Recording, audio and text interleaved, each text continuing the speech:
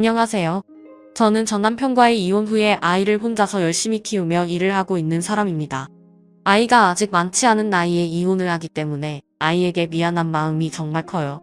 정말 손이 많이 가는 나이가 중학생인데 남들처럼 풍족하게 아이를 케어할 수 없다는 사실에 정말이지 미안한 마음이 생기는 것은 어쩔 수 없는 것 같아요. 그래도 저는 제가 한 선택에 대해 후회하지 않으며 살고 있어요. 주변 사람들에게도 제 이혼 소식을 이야기하면서 전 남편의 이야기를 하면 100이면 100 잘 헤어졌다면서 칭찬을 할 정도니까요. 평생 꼬리 흔드는 법밖에 모르던 인간을 절대 내 아이의 아빠로 둘 수 없었습니다. 아무튼 전 남편이라는 놈은 제 눈에는 한없이 한심해 보이는 놈이었어요. 이제는 전 남편이 되었지만 남편이었다고 부르기도 참 부끄러울 정도죠. 그 놈은 다른 일반적인 사람과는 달리 야망이 본인도 감당하지 못할 정도로 컸어요. 어느 정도냐 하면 지금 막 회사에서 사원 나부랭이 직급을 맡고 있는 사람이 본인의 위치보다 한참은 높은 회사의 부대표나 이사 자리를 입으로 꺼낼 정도였죠. 처음에는 이런 말을 하는 놈의 자세가 마음에 들었어요. 왜 꿈은 크게 가져야 한다는 말처럼 남자라면 배포가 커야 한다는 생각을 했거든요. 그때는 그놈이 정상적인 사람이라 생각했었죠. 게다가 처음에는 그렇게 말하고 다니는 전 남편이 안쓰럽기도 했습니다. 저는 결혼하고 아이를 키우면서 일을 그만두기까지는 남편보다 훨씬 높은 직급에서 일하고 있었거든요. 아무래도 그렇잖아요. 남자들은 군대도 있으니까 아무래도 또래의 친구들은 저보다 3년에서 4년 정도는 경력이 적었으니 저보다 높은 직급에서 일을 하는 경우가 드물었죠. 막 결혼하고 아이를 낳았을 때는 전 남편의 상황도 다른 남자들과 별반 다르지 않았어요. 오히려 전 남편은 저의 친구들보다 늦은 나이에 사회로 나온 사람이기도 했고 저보다 나이도 연상이니 서로의 위치에서 받는 스트레스는 제 생각보다는 더했으면 더했지 덜 하지는 않았을 거예요. 하지만 저는 그런 자리에는 전혀 연연하지 않았죠. 제 이야기를 들으시는 분들도 아시겠지만 서로의 직급이나 경제 상황에 대한 차이는 사랑에 지대한 영향을 주지는 않잖아요. 저도 마찬가지였고요. 거기다 저는 제 직급으로 올라올 때까지 자신의 자리에서 열심히 일을 했던 사람이었으니 전 남편의 이런 투정 정도는 우습게 받아 넘겨줄 수 있었어요. 제가 막 회사에 들어가서 일을 했을 때도 내 능력을 빨리 인정받고 싶다는 생각을 했으니까요. 하지만 이런 투정이 매번 있다 보니 사람이 지치더군요.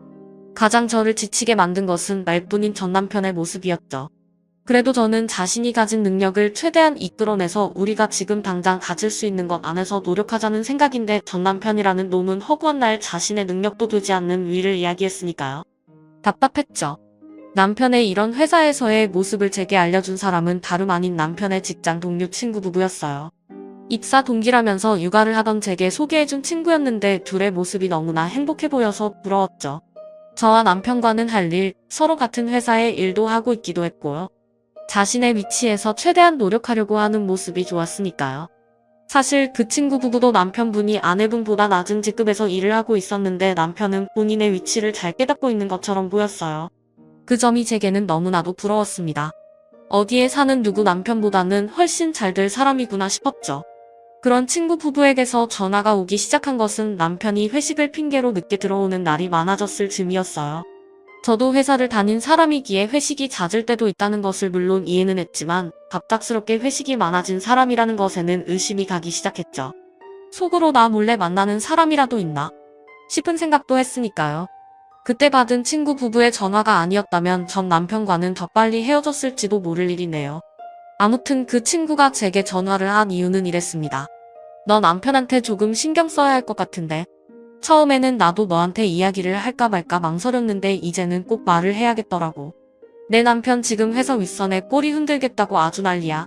평일이고 주말이고 그 사람들 뒤만 조울조울 물론 일을 다 해놓고 하면 상관은 없는데 자기 일도 엉망으로 하면서 인맥 쌓기에 난리라고 사람들도 다들 안 좋게 보고 있어.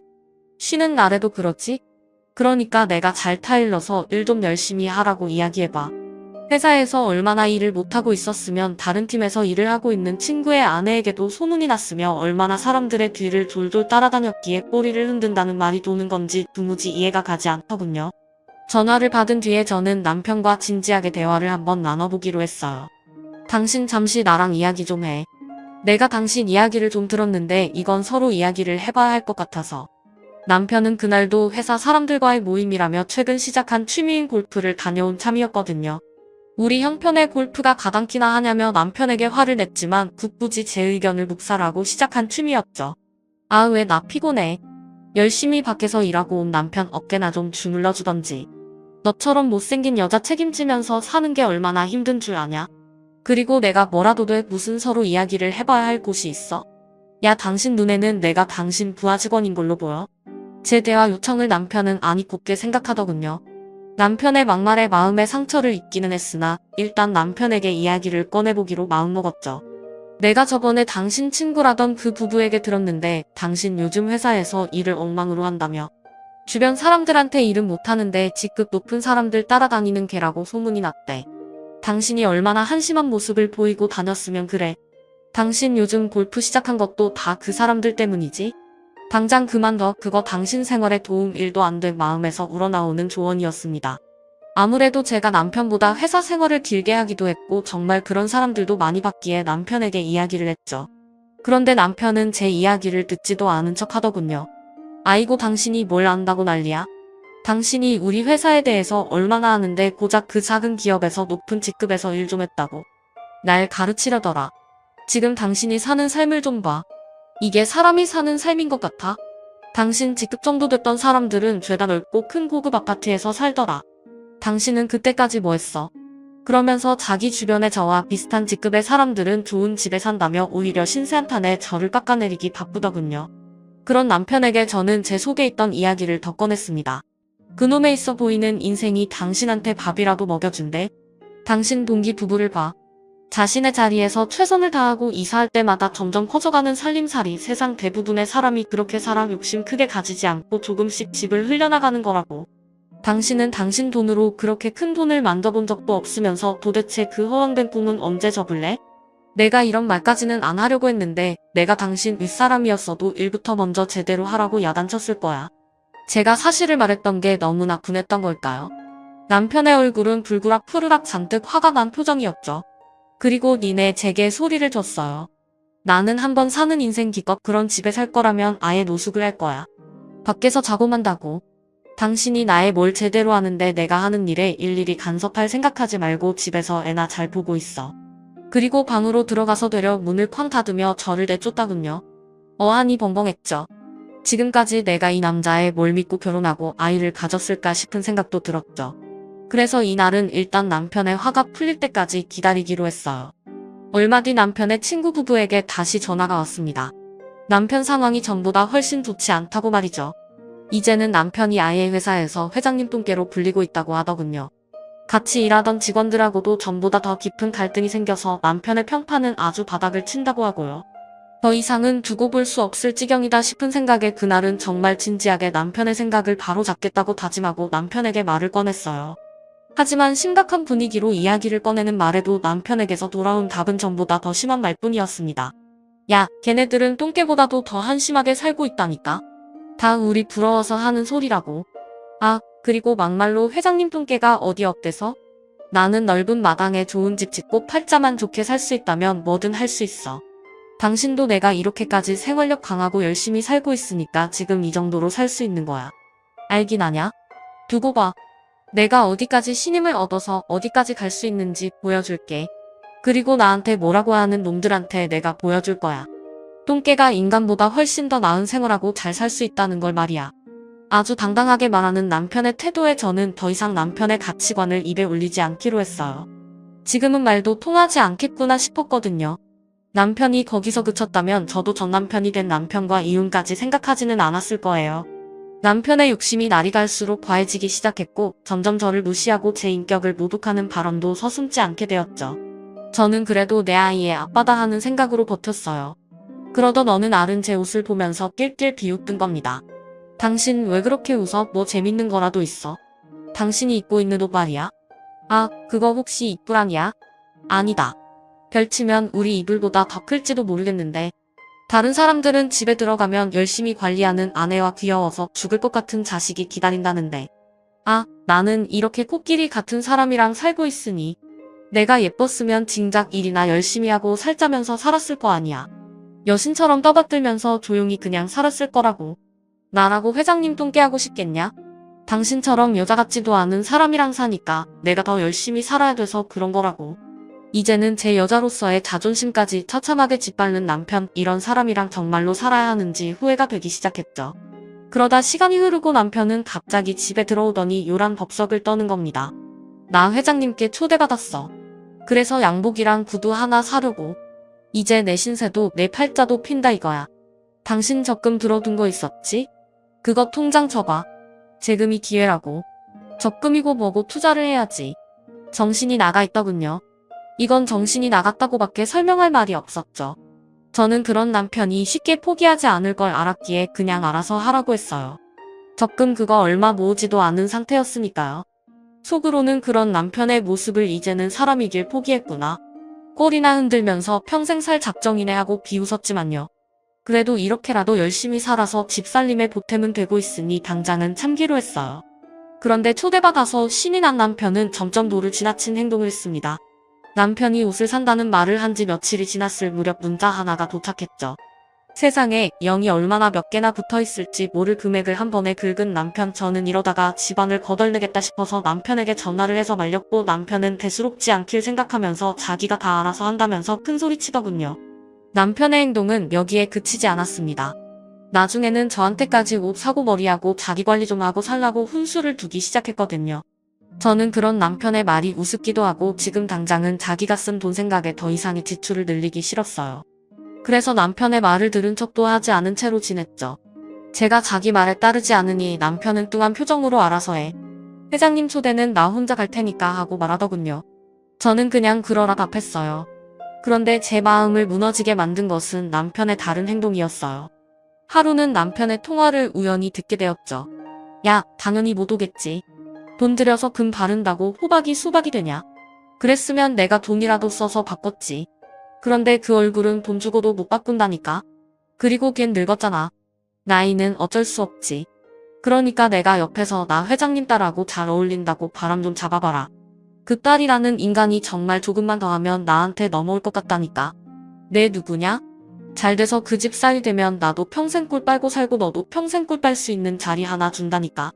그러니까 제대로 나 밀어놔줘. 아주 들뜬 목소리로 회장 초대에 같이 가는 사람이랑 이야기를 하는 것 같았죠. 남편 놈은 이미 회장 딸한테까지 꼬리를 치고 있었던 거예요.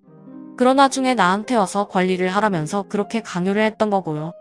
회장 딸이 저보다 한 3살은 어렸다고 했으니 눈이 돌아갔겠죠. 이제는 하다하다 가정까지 버리고 그 집안의 사위가 될 생각을 하는 남편을 보니 오만 가지 생각이 들었습니다. 그리고 늙은 호박이 얼마나 단단하고 쓴맛을 보여줄 수 있는지 남편에게 단단히 알려줘야겠다는 마음을 먹었죠. 눈물이 더 이상 흐르지 않을 정도로 밟아줘야겠다 싶었어요. 그때부터는 자신과의 싸움이었습니다. 저는 일단 남편에게 복수를 하기 위해서 남편의 주변 사람에 대한 공부를 열심히 시작했어요. 평소에도 말이 많은 사람이었기에 남편의 지인들은 쉽게 파악할 수 있었죠. 남편에 대해서 더 많이 아는 사람들에게 들을 정보들이 더 남편의 약점을 깊게 찌를 수 있다고 생각했거든요. 다행스러운 것은 내 옆에 남편의 동기라는 남편의 친구가 있다는 것이었어요. 이번 복수에 정말 많은 도움을 받은 것이 바로 이분이었거든요.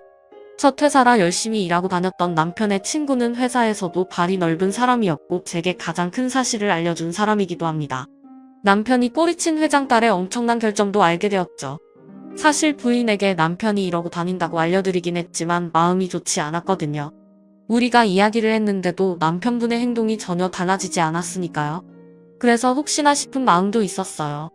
그래서 부인분에게 따로 만나서 깊게 이야기도 하려고 했죠. 최근에 남편이 다른 여자 만나고 다니는 거 아시죠? 네, 남편이 전화하는 걸 들었습니다. 안 그래도 궁금한 게 있었어요. 남편에 대한 건데 혹시 남편 회사 다니면서 흠이 될 만한 정보가 있을까요? 처음에는 머뭇거리던 그는 이내 굳게 닫힌 입을 열고 제게 말을 했어요.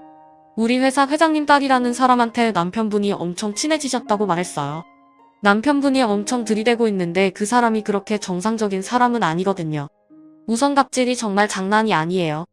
회사에서도 유명한데 자기 성격대로 안 되면 주변 직기들 다 부수겠다고 협박도 하고 다니거든요.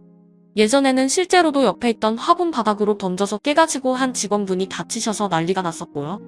회장님도 자기 자식이라서 참았지 아마 성격 같았으면 잡아 죽이고 싶어 했을걸요. 그분은 자기가 딸이라서 회장님이 봐줬다는 걸 알아야 해요. 요즘이 어떤 세상인데 미디어 무서운 줄 모르고 회사 내에서는 아주 갑질이 몸에 밴 사람이라고 하더군요. 열받으면 온갖 물건을 집어던져서 박살을 낸다고 하니 제가 남편 회사의 회장이라도 이런 자식을 감당할 수 있는 인간이 있다고 하면 반가웠을 것 같더군요. 그날은 일단 알겠다고 감사하다고 남편의 친구에게 말하고 남편에게 복수할 계획을 구체적으로 짜기 시작했어요. 그때쯤에 남편은 회장 딸이라는 사람한테 꼬리치기에 성공했는지 인사팀장으로 승진했다며 집에 와서 자랑을 했던 것 같네요. 회장이라는 사람이 정말 아무것도 모른다 싶기도 했어요. 이미 직원들과 사이가 틀어질 대로 틀어진 남편에게 하필이면 인사권을 준 거니까요. 그리고 생각했습니다. 어쩌면 남편이 그 자리에 앉은 것이 나에게는 제대로 복수할 수 있는 기회일 수도 있다는 생각을요. 남편이 승진한 지 얼마 지나지 않아서 남편 친구 부부의 해고 소식을 들었어요. 제게 울면서 전화가 온 그들에게 저는 미안하다고 죄송하다고 고개를 숙일 수밖에 없었죠. 어쨌거나 당시에는 제 남편이었으니까요. 그래도 천송이 착한 사람들이었기에 제 입장을 누구보다 이해한다며 저에게 고개를 숙이지 말라고 힘을 내고 살라고 오히려 응원을 해줬어요. 정말 고마웠죠. 그래서 그날은 남편에게 물었어요. 그들을 왜 잘랐냐고. 해고해서 당신이 오는 이득이 뭐냐고 말이죠. 그러니 남편이 하는 말은 이거였습니다. 너 바보야? 그 사람들이 우리 부부에 대한 이야기를 제일 많이 알고 있는데 그걸 가만히 놔두면 내가 잘 되겠어? 너 머리가 좀 모자란 거 아니냐? 아니면 집에서 애만 보더니 생각도 애가 됐냐? 하여튼 그 사람들 연락 오면 모른 척해. 알겠어? 남편은 아직도 제가 자신의 비밀을 모르고 산다고 생각하고 있습니다. 하지만 다 알고 있죠. 그리고 다른 직원들에게서 들은 소식은 남편에게 있던 정도가 없어지게 만들었어요. 당신 남편이 지금 회사에서 무슨 소리하고 다니는 줄 알아요? 당신이 정신이 이상한 사람이래. 자기가 돌보지 못하면 혼자서도 못 사는 그런 사람. 지금 그래서 당신 남편한테 민심이 조금 기울고 있어요. 예전에는 일 못하고 아부에서 올라간 사람이라고 소문이 났는데 지금은 당신이라는 미친 여자를 위해서 열심히 하는 와중에 그렇게 된 거라고 웅호하는 사람들도 있다니까요. 세상 말세예요. 정말 남편이 이제 제가 정신도 이상하고 혼자선 지내지도 못하는 사람으로 만들었더군요. 더 이상은 정말로 안 되겠다는 생각이 들어서 남편을 얼른 처리해야겠다는 마음을 먹었습니다. 그리고 결혼 전에 있던 경력을 활용해서 남편 회사의 경쟁업체에 취업을 하게 되었죠. 마침 남편과 같은 직급인 인사팀장 자리에 취업을 하게 되었어요. 예전에 제가 회사에서 오랜 기간 일했다는 것이 인사 업무였거든요. 꽤 오랜 시간을 일했으니 입사하는 것은 그리 어렵지 않았어요. 경쟁업체에서는 오히려 비어있던 자리를 빨리 채울 수 있게 되었다며 좋아했습니다. 그렇게 저는 남편에게 복수할 수 있는 칼자루를 손에 쥐게 되었죠. 출근 첫날부터 제가 한 일은 남편 회사의 직원들에게 일일이 연락을 하는 일이었어요. 경쟁업체의 사람이다 보니 활동은 생각보다 조심스러웠죠. 가장 먼저 연락한 것은 제게 정보를 주던 사람들이었어요. 그들을 제일 먼저 경쟁업체로 이직하라고 설득하기 시작했어요. 남편이 다니는 회사 회장은 지금 제가 일하고 있는 회사에 큰 경쟁심을 느끼고 있다고 했거든요. 아무래도 서로 경쟁하는 입장이니 신경 쓰지 않을 수 없었겠죠. 그러나 급하게 성장한 회사만큼 회사 내부가 단단하지는 않았거든요. 반면에 제가 일하는 회사는 천천히 성장하지만 안정적인 재정과 상황을 가진 회사였고요. 그래서 저는 이 점을 노리고 남편의 직급을 생각해서 엿을 먹이자 생각했어요. 제가 직접 만난 대부분의 직원은 제 이야기에 솔깃하는 것처럼 보였어요. 사람 마음이라는 게 정확하게 알 수 없으니 그런 사람들의 태도에 저는 쉽게 복수할 수 있겠다 싶어서 안심했죠. 저는 최대한 그들을 설득하기 위해서 더 좋은 대우를 받고 안정적으로 함께 일할 수 있는 환경 조성에 힘쓰겠다고 그들에게 설명했어요. 대부분이 안정적이라는 말을 귀를 기울이는 것 같더군요. 남편이라는 놈이 일하는 방법을 알고 있으니 그럴 만도 하겠다 싶었죠. 우리 회사의 가장 큰 장점은 바로 복지였는데요. 아무래도 회사의 회장님이 육아에 굉장히 신경을 쓰시는 분이라 그 부분이 가장 크게 작용하지 않았을까 싶어요. 제가 만난 사람들 대부분이 이제 아이를 키우기 시작하거나 아이들에게 큰 돈이 들어가는 시점에 있던 사람들이니까요. 게다가 직원들은 이미 회장 딸에게 상당히 지친 모양이었습니다. 그리고 말끝마다 나오는 남편의 행동은 같은 가족이라는 말도 하기 싫게 만들 정도다군요. 사람들은 이미 회장의 똥기 남편과 포악한 회장 딸에게 질릴 대로 질린 눈치였어요. 제가 접촉하는 사람들이 점점 늘어나면서 처음에는 시큰둥한 반응을 보였던 사람들도 점점 연락이 다시 오기 시작했어요. 그중에는 생각보다 능력 있는 사람들도 많았고 남편의 옆에서 일하기에는 너무 아깝다는 생각이 드는 사람들도 많았죠. 그러던 중에 남편은 제게 이혼 서류를 내밀었습니다. 회장 딸이라는 사람에게 꼬리치기 성공했던 모양입니다. 내가 언제까지 너 같은 억척스러운 아줌마랑 살겠냐? 나 이제 인사팀장이야. 당신이 옛날에 일했던 그 직급, 이렇게 빠른 시간에 도착한 내가 얼마나 능력 있는 사람인지 알겠지? 그런데 너는 내조는커녕 제 일이 바쁘다면서 나를 도와주기는 애냐? 내조를 잘해야지. 남자가 밖에서 열심히 일할 맛이 나지 않겠어? 그리고 거울을 좀 보고 살아라. 내가 당신 같은 여자랑 살쿵번이야. 내가 어딜 가서 너를 안 사람이라고 소개나 하고 다닐 수 있겠냐고. 그러게. 내가 말했을 때 진작 관리 좀 하면서 살지. 내가 양심이 있는 사람이면 잔말 말고 도장 찍어라. 요즘 뭐하고 다니는 줄은 모르겠는데 나도 이제 더 이상 봐줄 생각 없으니까. 내가 한심하다는 투로 쳐다보는 남편의 태도에 속이 부글부글 끓었지만 참고 남편의 요구에 순순히 응하는 척하면서 이혼 서류를 받아들였죠. 그리고는 속으로 생각했습니다. 당신 같이 탐욕에 눈이 먼 사람이 잘 살 것 같아. 내 인생도 그 여자랑 살면서 어디 박살나봐라. 늦게 찾아와서 싹싹 빌어도 내가 봐주나. 남편과의 이혼 이야기가 오갔지만 그래도 회사에서의 제 업무는 끝나지 않았죠. 하루에도 수십 명씩 면접을 보는 일이 있었고 거기다 대다수는 남편 회사의 사람들이었어요. 어디서 소문을 들었는지 제가 만나지 않는 팀의 사람들도 갑자기 이직 서류를 넣기 시작했더군요. 이 회사가 그리 좋은 회사가 아니었구나 싶은 마음도 들면서 꼼꼼하게 서류를 살피고 면접을 봤죠. 웃기게도 회사가 싫다고 이직하는 사람들의 스펙은 정말 좋았습니다. 어느 기업에 넣어도 이 사람은 뽑아야겠다는 생각이 들 정도였으니까요. 그런데 오히려 대기업으로 가지 않고 성장하는 우리 회사로 온다고 하니 얼른 채용해야겠다는 생각으로 윗선에 서류를 올렸죠. 윗사람들도 이때가 기회다 생각했는지 제 채용권에 대해서 빠르게 답을 주었고요. 물론 바쁜 와중에도 남편에게 엿을 먹일 계획은 그만두지 않았어요. 이때 제가 제일 걱정했던 것은 아이였어요. 이제 초등학교 고학년이 된 아이에게 상처를 줄지 모른다는 생각에 퇴근 후에 아이를 보는 것이 무척이나 힘들었죠. 그런데 너무 고마운 것이 그런 저를 오히려 달래주었던 게 내 자식이라는 겁니다. 어느 날은 집에 가니 제게 이렇게 말하더군요. 난 엄마가 아빠랑 이혼해도 엄마랑 살 거야. 난 아빠 같은 사람이랑 살기 싫어. 그러니까 엄마 나버리면 안 돼, 알겠지? 그리고 너무 힘들면 나랑 맛있는 거 먹으러 가자. 나 용돈 든 거 되게 많아. 정말 귀엽고 대견스럽죠. 엄마라는 사람이 매일 표정도 안 좋고 매번 밥상머리에서 고민하는 모습을 허투루 보지 않았는지 열심히 모았다는 자기 지갑도 순순히 열겠다는 내 아이가요. 정말 이렇게 든든하게 보일 수 없었습니다. 그래도 내가 자식은 정말 잘 키웠구나 싶어서 눈물이 흐를 뻔한 걸 겨우 참았어요. 그리고 며칠 뒤 남편에게 회사로 직접 도장을 찍은 이혼 서류를 갖다 주겠다고 하니 아주 한박 웃음이 눈에 보이는 듯이 높은 목소리로 빨리 오라며 이야기를 하더군요. 저는 일부러 남편 회사의 회장이 출근하는 날을 알아내서 찾아가려고 했죠. 남편에게 복수하기 위해서는 회장이라는 인물이 꼭 필요했거든요.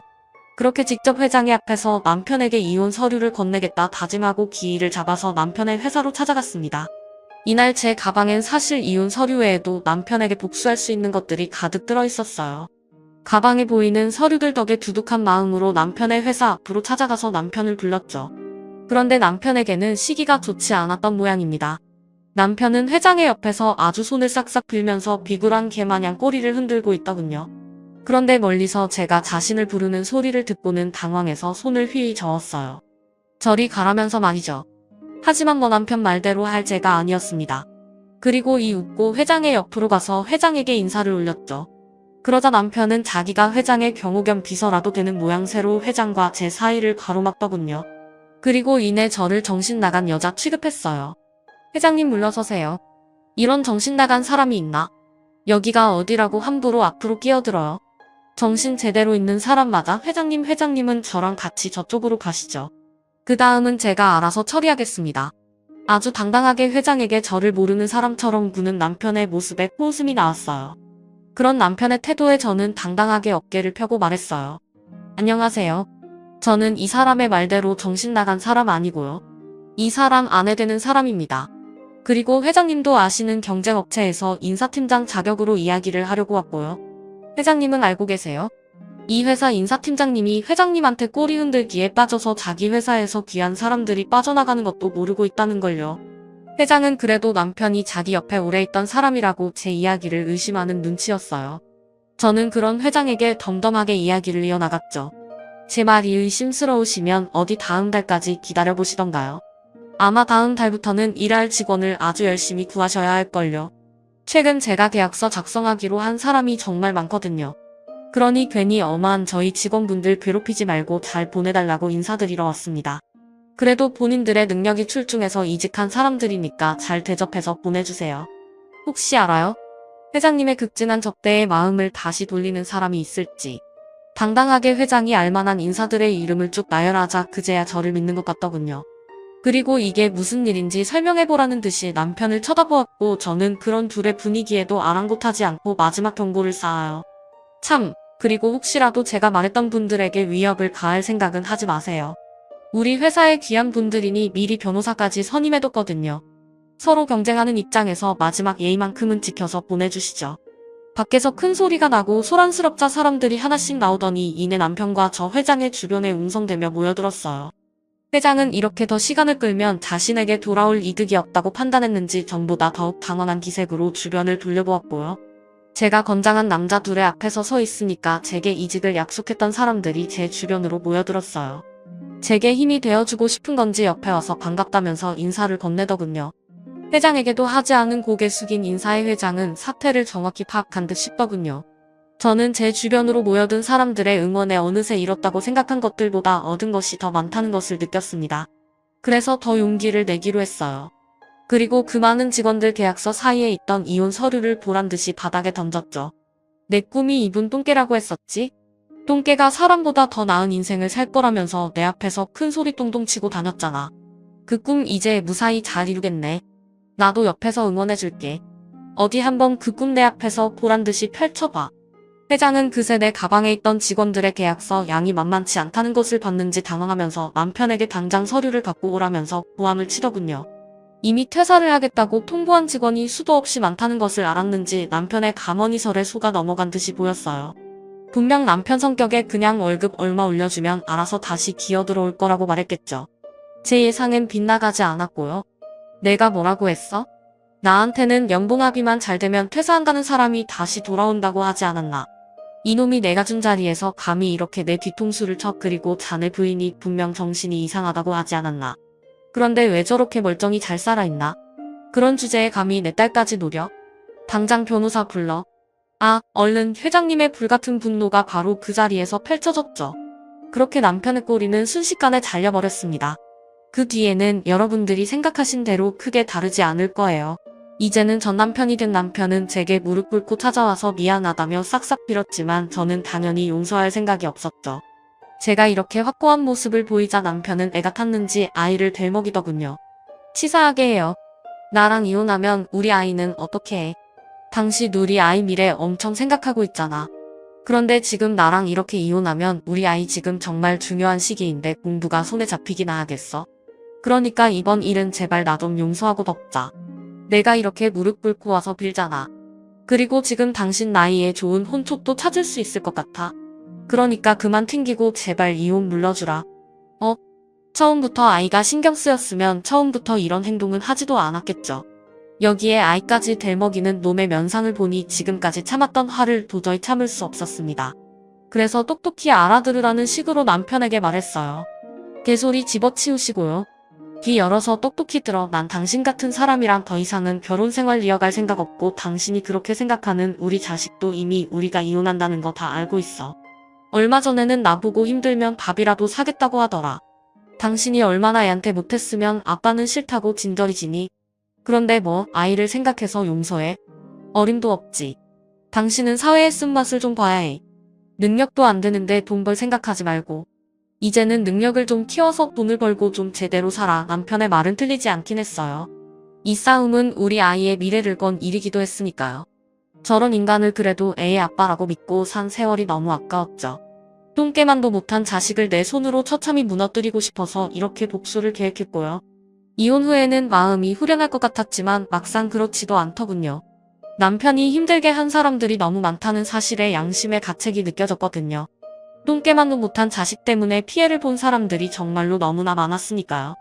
그래서 저는 제 복수로 시작한 일을 사과로 끝내기로 했어요. 남편 때문에 마음을 다친 사람들이 다 나갔지 않을까 하는 생각이 들었으니 말이에요. 처음으로 찾아간 사람은 전 남편의 친구 부부였어요. 다행히 남편의 행동으로 직장을 잃었지만 이내 좋은 직장에 다시 찾아서 일을 하고 있더군요. 자기들을 찾아 전 남편의 행동을 막지 못했다며 사과하는 내 모습에 깜짝 놀라면서 괜찮다고 했지만 저는 꼭 돕고 싶다는 마음을 드러내며 그들을 설득했어요. 이내 그들은 제가 먹은 마음가짐이 보통이 아니구나 싶었는지 제가 하고 싶은 대로 하라고 했고요. 그래서 저는 제 직급과 인프라를 활용해서 그들에게 지금보다 더 좋은 직장을 찾아주고 싶었어요. 실제로 전 남편의 친구였던 직장 동료의 남편은 제 추천으로 지금보다 연봉이 높고 좋은 회사에 이직을 성공했죠. 물론 이 모든 것은 그분의 능력이 좋아서 이직할 수 있었던 거지만요. 제가 한 일은 단지 그 회사의 인사팀 사람들과 그분에 대한 능력을 이야기한 것밖에 없었어요. 그 밖에 다른 사람들은 여러 방면으로 도움을 주기 시작했어요.